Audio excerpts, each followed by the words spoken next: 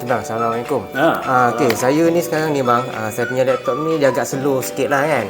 So jadinya kalau katakan kita uninstall software macam mana bang? Adakah dia akan laju ke ataupun macam mana? Okey, boleh. Sebenarnya kalau untuk laptop ni, memang kalau laptop slow memang kena uninstall app lah. Apa software yang tak guna, kita boleh uninstall. Dan juga kita perlu scan virus lah. Kemudian mungkin kita boleh buat refresh, disk clean up. Itu salah satu cara yang utama lah untuk kita kurangkan ruang storan tu daripada penuh. Jadi kalau contoh benda tu dah buat pun sama juga, mungkin masalah lain, masalah RAM kecil, storage yang macam dah nak rosak. Jadi kena hantar ke kedai kita untuk kita buat diagnostik lah. Dan kalau perlu tukar, kita akan bagi recommendation ataupun bagi cadangan untuk tukar yang baru.